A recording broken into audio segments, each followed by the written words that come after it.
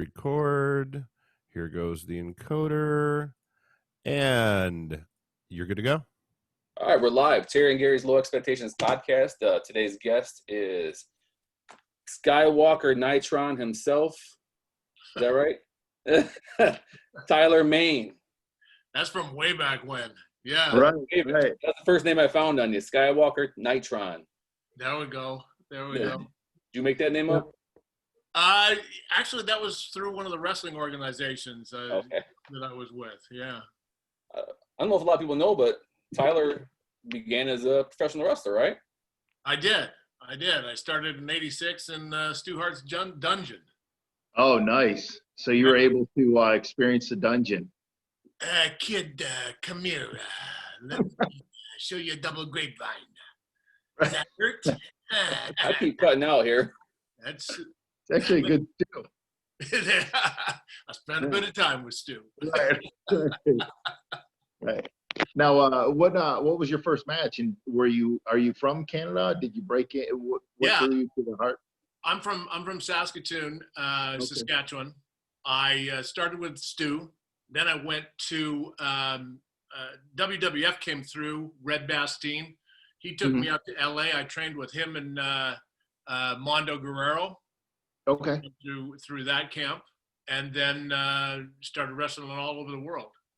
Nice. Yeah. Now, as far as some of your experiences in the ring, what are some of the more memorable ones, and where did you like traveling the most? Oh God, most memorable matches, Andre the Giant, Tokyo Dome. Nice. That was amazing. Yeah. I spent quite a bit of time in Mexico, wrestling in Mexico. Got a lot of stories from there. South Africa, Germany. Yeah. Now, did you go over for Otto Wanz in Germany? I did. Oh, yeah. Yes. Yeah, I love Otto too. Yeah, he kind of gave me a break right before ECW. So yeah, Ron Schumann, all those guys, Tony St. Clair. Yep. Yeah. Robbie Brookside. Yeah, Steven Regal, Dave Taylor. Yeah, all those guys. Yeah, really that good. was the first time I met Steve Regal and all of those guys. Okay. Was over there for England, and then I went from England to Germany also. Okay. Yeah, Germany was really big with, especially then, late 80s, early 90s with the tournament and stuff. Yeah. The tournament stuff. Stayed in the same city for weeks on end. Yeah. Did you ever hit Hanover? I did, yeah. Oh, yeah. That's a great town, man. I actually won the tournament there. Yeah, Peter, and then they put me over for the tournament the second year I came back. Yeah. And then Bremen was right after there. So yeah. My ex-wife was from there, but we won't get into that. No. Jerry likes to bring up the pain in my life, so he might come back to that. So tell us about Hanover, Germany, Rhino. Have you guys ever crossed paths at all? Or your time? I don't think we have. I don't think we have. When were you in ECW, Tyler? Oh, 99. You're 99. You were 96, right? I wasn't in ECW. I was in WCW. I was in WCW. I was there a couple of different times. I was there with, first I was Woman's Bodyguard. That's where the Nightman part came. And then I was tagged with Kevin Nash for a while. And then when did you tag with Kevin Nash? In the late 80s or early 90s? I think it was like the early 90s. Late 80s, early 90s, somewhere in there. Yeah. I've been jumping on my head a lot. I can't remember what the exact dates were. Right. But, yeah, he was doing the Vinny Vegas. Okay. Yeah. I think that was early 90s, maybe. Yeah. Maybe. You were Big Sky at the time? Yes. Big Sky. Yes. Yeah, that was a big time in wrestling, just with transition and stuff, and they were going to characters and more characters, and and then it transitioned back. So yeah, it was a lot of stuff going on in wrestling. Yeah, it was an interesting time. Yeah, but just to be able to work with Andre in the Tokyo Dome. Yeah. How long were you over in Japan for? I did 3 different tours. I did the tag team tournament a couple of times, and then I went to Baba's. Then I went to Inoki's. I was originally supposed to go over Tonoki's camp Mhm. and trained there, but I just finished my training and I was offered a part in a movie. So I was like, I don't want to go do more training. I definitely do not want to go live in a dojo and Right. just whooped over there, you know? Right. Right. So you were acting and you were wrestling too then? Yeah, I was just starting to get into a little bit of both. What got you into the acting bug? I guess I really fully got it when I was in Mexico, and the first big gig I got was, have you ever seen those Mexican wrestling videos or the movies? Oh yeah. Movies? Yeah, I was asked to do one of those. You know, I played an intergalactic vampire that shot laser beams through my fingertips, and this is like the late '80s. And a pink Right. dog followed me everywhere. It was crazy, but yeah, I did that, and I realized, hey, you know, doing this instead of getting dropped on your head is a lot easier and more lucrative. At least Now, for me, anyhow. I mean, right. I wasn't into the big bucks, you know. Yeah. Now, when you got into movies and stuff like that, did your passion lean more towards movies and filming and less from wrestling, or did it share the same passion? Open. The internet keeps going out. You mean did I enjoy them both, or? Yeah, yeah. Did like when I got into wrestling, my passion for football kind of faded, and Right. I gained more passion for wrestling. Now, was yours equal, or did it kind of fade from wrestling and go more towards acting, or? But it definitely faded and went to the acting. Yeah. Like, as you know, I mean, different city every night, that gets really boring, and it's a lonely life, and you know, I mean, Right. you can go on and on about all of that. Yeah. But when I transitioned fully into the acting was when I did X-Men and took on the role of Sabretooth, and I was like, okay, I'm hanging up my boots, I'm done, Right. and just gonna follow. That's a huge role. That's a big role too. Yeah. I've been very lucky in my career to have gotten some pretty good roles, some iconic characters. So. Now, when you take a role like that, do you ever, being so big, do you ever feel like it hinders you sometimes in your type cast, or no, you haven't ran into that? Yeah. Oh, you're definitely typecast. Okay. And playing the big guy and all of that. But Right. that's why I started my own production company, Main Entertainment, so that I could transition and cross over into doing other things. And, luckily it's been going pretty good with the production company, where we've done 2 films so far. We've got Penance Lane was released it was April 21st. And then we're re-releasing Compound Fracture. We re-released it a couple of days ago on all the different platforms. Yeah. Yeah. You have a couple wrestlers on your Penance Lane, don't you? Yeah. Booker T's in I love Penance Booker. Lane. Dallas Page is in Penance Lane. So yeah, it was kind of nice to reconnect with those guys. Yeah. You were on the road with those guys, weren't you? Yeah, I was. Yeah. Some great guys. Yeah, when I was going down to WCW to do TV and just go out there and do some jobs, and this was 95 and a little bit of 96, and Booker and his brother Stevie, they took us under their wing, and they were always really cool. Everybody was really cool, but they looked out after us, made us feel extra welcome, and I'll never forget that. And I bring that up to Booker every once in a while, working with him throughout the years and stuff, and then it's always a treat to see his brother, and Harlem Heat, that was my favorite tag team. Even though I was in the business, I still marked out for them. Well, of course. Yeah. It was fantastic, and Booker was just perfect for this role. It was his first film role. So. Oh, really? Yeah, and he did an amazing job. It was fantastic. Yeah, he's got something special. Booker, he knows how to deliver. He knows how to entertain. Whether it's one of my great, I'll tell you a Booker T story real quick.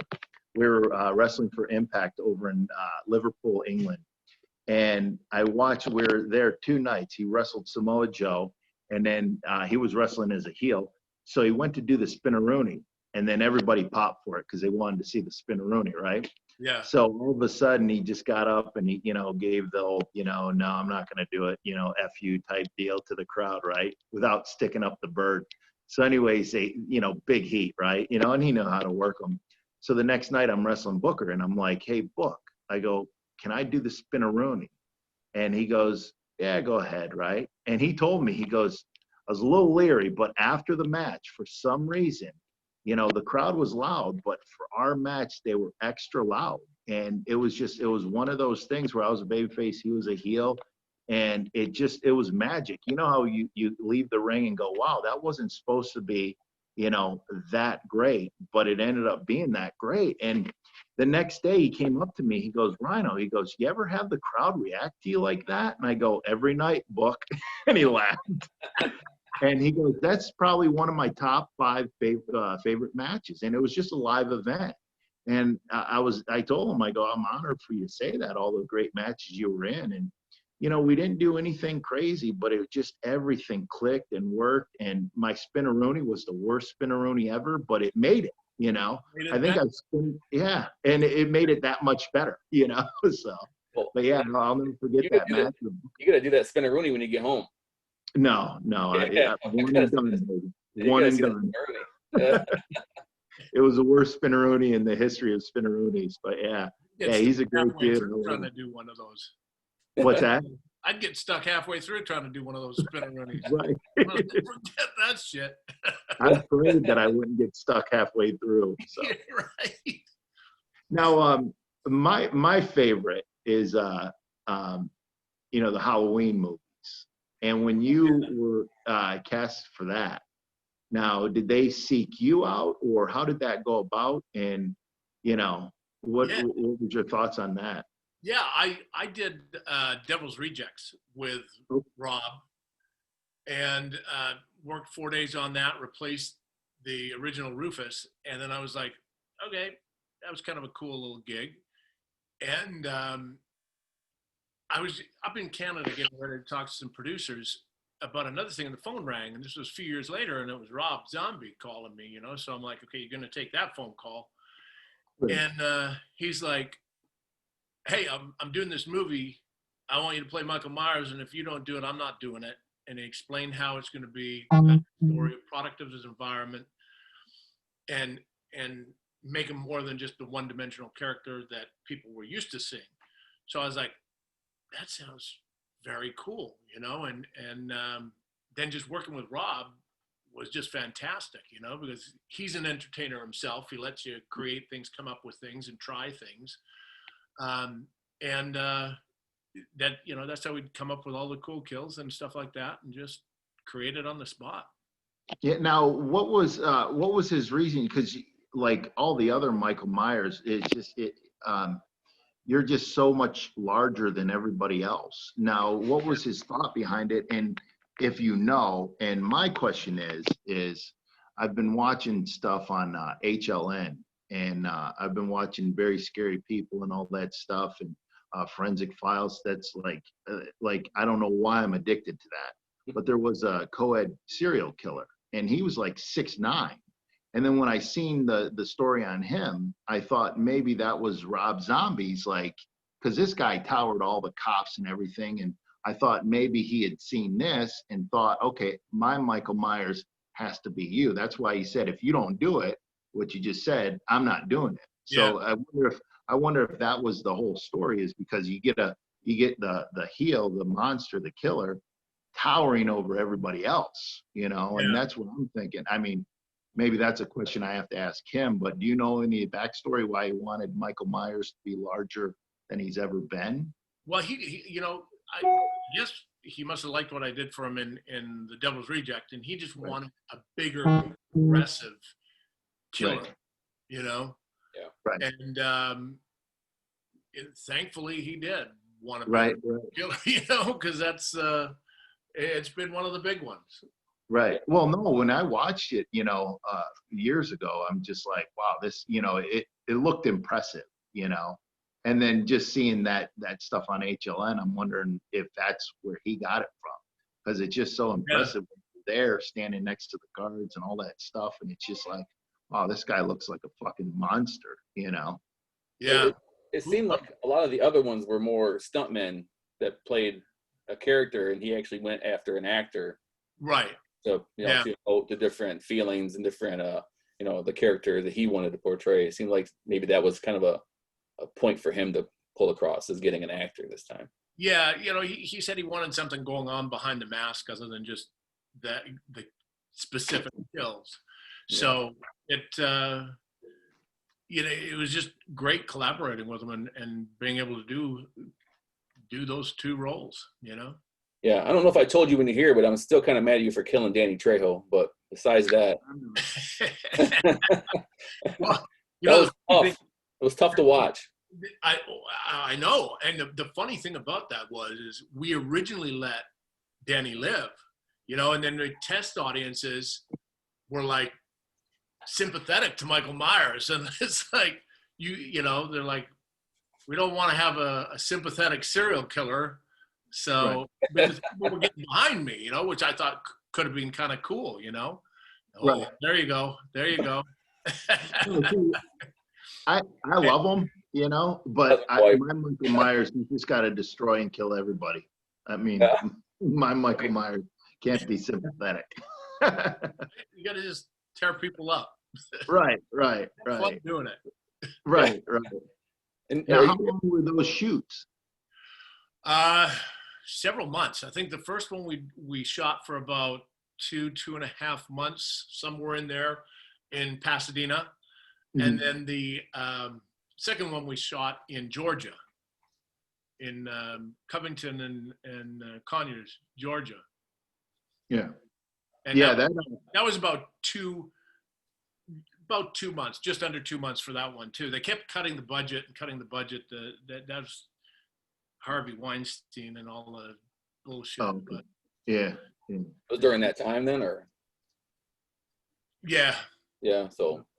But. Are you the only one that came back twice then? You portrayed Michael Myers twice. Yeah, I did. So, 2 full times. I think another actor did a scene in one of the other ones. Okay. But not 2 full films. But we'll give it to you. We'll say you're the only one that did 2. I'm going to take it. Yeah, I'll take it. What are they going to say? Hey, you can tell you're one of the boys. We just take whatever we can get. Exactly, right? I learned that from Kevin Nash. You probably learned that from Kevin Nash, or he learned it from you, one of the two. Now, you mentioned Andre the Giant over there in Japan. How was he? As I hear a lot of great stories, but just how was he as present? Because he's one of the most beloved wrestlers, I think, ever. Did you get a chance to meet him? No, he had passed away when I was in high school. Oh, okay. Well, that makes me seem old. Shit. But, no, you're young. I know. I was actually one of the last, if not the last person to wrestle Andre. Really? Yeah, and I mean, he was the sweetest guy. I got to wrestle him a few times over in that tag team tournament because it was me and another tall guy against him and Baba. So it was interesting. But Andre, the sweetest guy.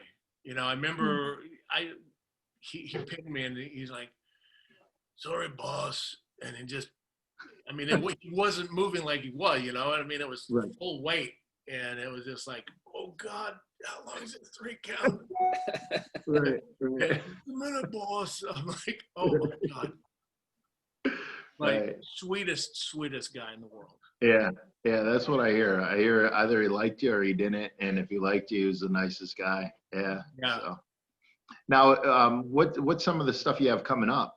And obviously the COVID stuff, affected everybody and everything. Yeah. I just finished a Netflix TV series called Jupiter's Legacy, which is going to be coming out either the end of this year, beginning of this next year. It's based on Mark Miller's comic book, Jupiter's Legacy. It's another superhero thing, where I play Black Star. And that's all I can say about that. Also, through my production company, we are developing a TV series called The Last Spartan, which is about a MC gang. And my character is the last Spartan, has to go into human trafficking situations and bring people out. So it's kind of like a rescue kind of thing. Oh, okay. We're working on. So we've got things in the work for ours, and then we got the 2 releases that are on the VOD now, VOD platforms, and so things are going good. Keep them going in the right direction, trying to move forward, and Right. keep it real.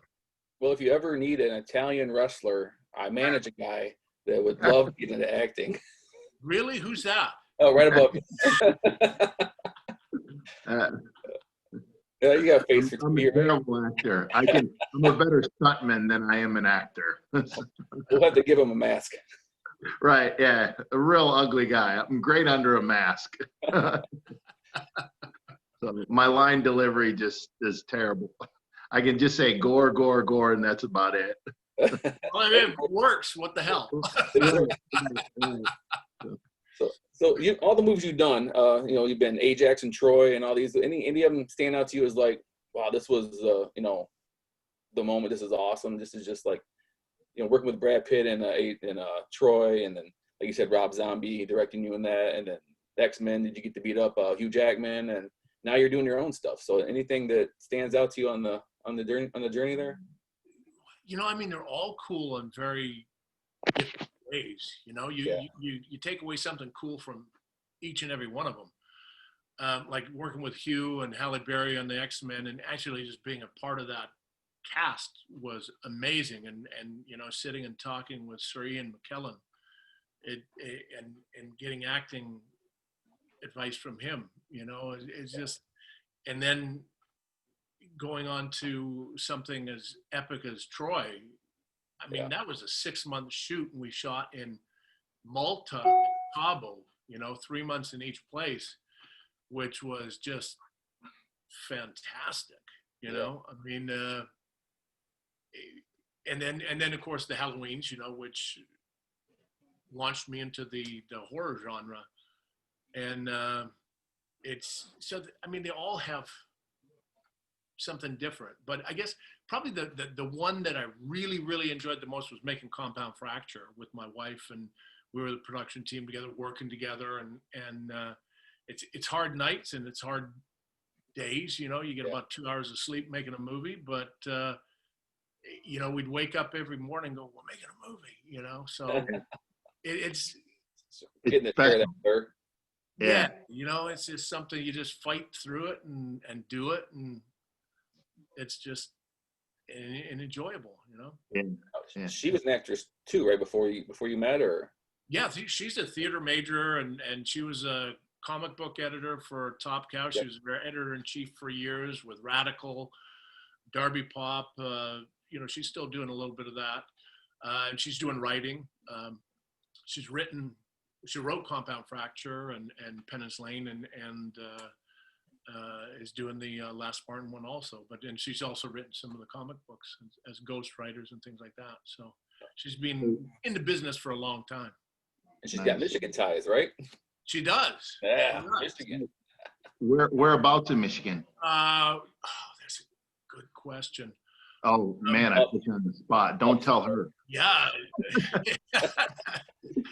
I'm pretty sure we've had this talk before. What is it?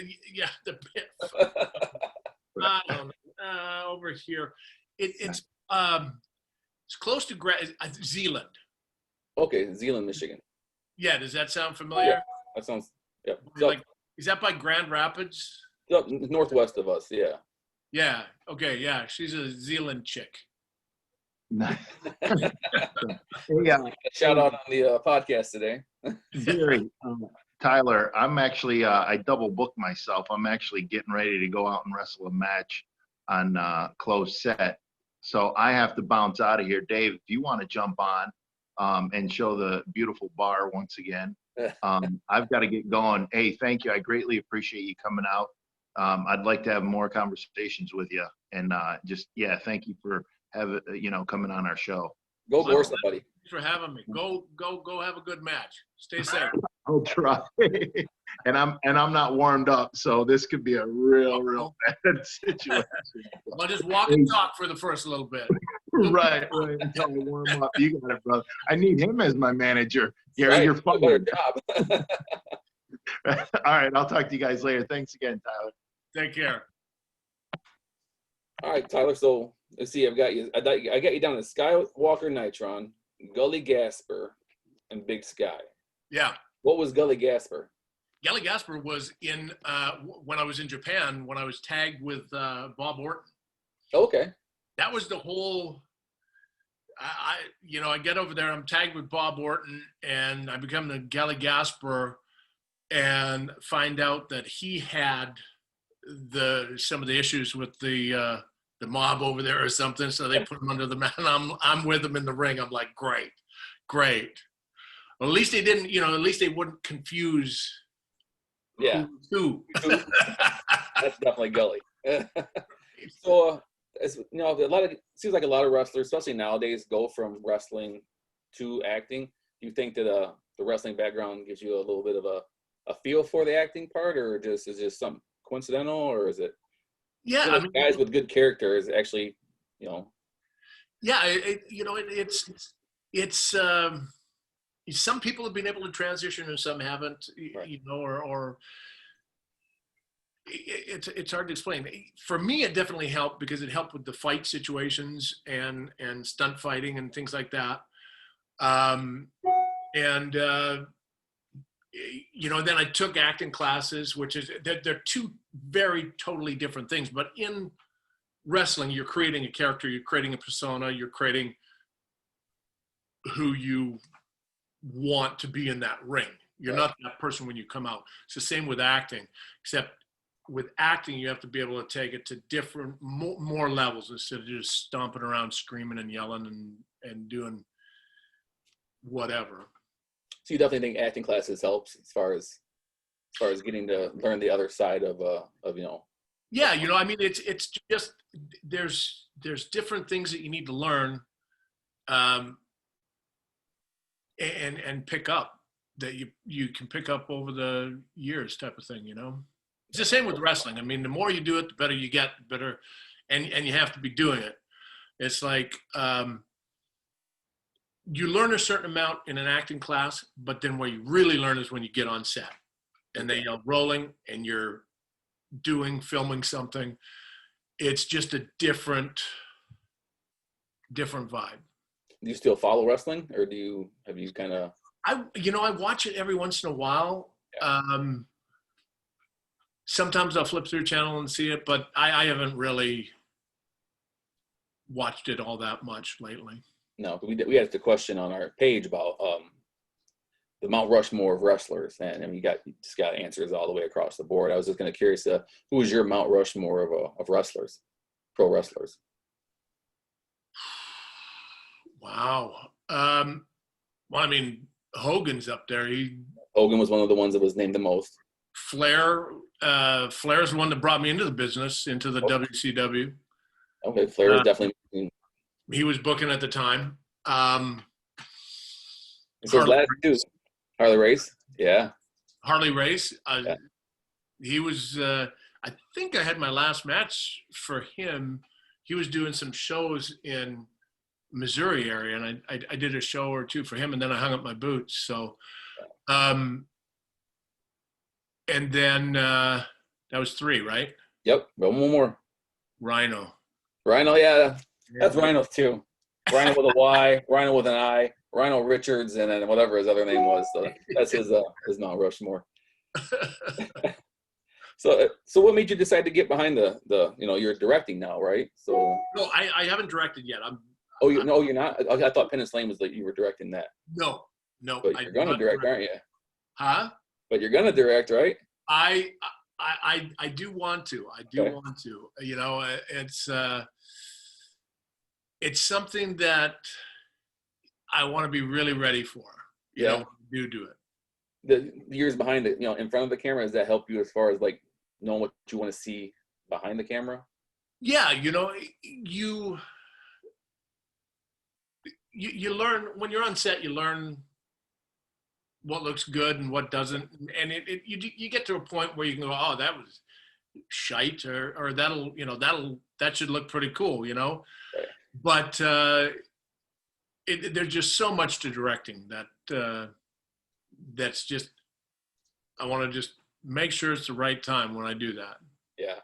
We here in Monroe, we stopped by and we saw the Custer statue together, and That's right. Yeah. I'll let you know they did the petition to get rid of it. So Did they? yeah, yep. Well, it is what it is, you Yeah, know. I won't be sad to see it go, but I don't care if it's there or not. But yeah, they're probably gonna leave it, and they're gonna adjust what it says about them. I think is what they came to the conclusion of. Not all, daisies and roses. What do you think they should switch it to? I don't know. Nothing the little kids are gonna read. So That's right. but Uh, no, it was great having you here. So we had scout plan for this year. Then the whole yeah. pandemic What thing. can you do? I mean, it's been a crazy year. Definitely, yeah. Who would have thought in our lifetime that there would be a pandemic that would shut the country down, the world, let alone the country? Yeah. That's 1918 all over again. I don't remember 1918 personally, but Yeah, it's insane. Yeah. Now, I did have something else to talk to you about. You keep beating up all my favorite actors. Besides you beat up E.T.'s mom, you beat up Hugh Jackman, you beat up our friend we just had on the show a few weeks ago, Lou Temple. Oh, yeah. He said you're one of the nicest guys ever met, just a big level bear, but he will throw you around. Well, you got to make it look good, right? That's right. You're an actor, but you got to make it look real. And there's ways to do that without hurting people. Yeah. Well, I'm glad you didn't hurt nobody.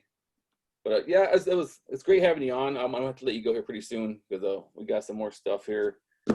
I want to have you back, Terry. I know Terry wants to talk to you some more. Yeah. We got to get you back to Monroe too. So maybe we get a whole Halloween thing going down here or something. That'll work, man. That'll work. It was good talking to you. Thanks for coming on. And if you want to tell everybody where they can see you or where they can find you on Facebook or Instagram or. Yeah, just type in Tyler Main and you'll find me. Yeah, there he is. Main.com, Main Entertainment. Please check out Penance Lane. Is that on demand right now? Is that Pardon me? Is that on video on demand right now? Or VOD, it's on all platforms. That's the one with Booker and Dallas. Okay. Dan Roebuck's in it. Scouts in Penance Lane also. Okay. And we are also re-releasing Compound Fracture, compoundfracturethefilm.com. Check it out. It's out on all platforms as of the 11th, 2 days ago. So please check it out. And you can go onto my Instagram, Facebook pages to find out more information about it. Well, thanks again. I appreciate you. I can't wait to see you again. And hopefully we'll have you on the show again pretty soon.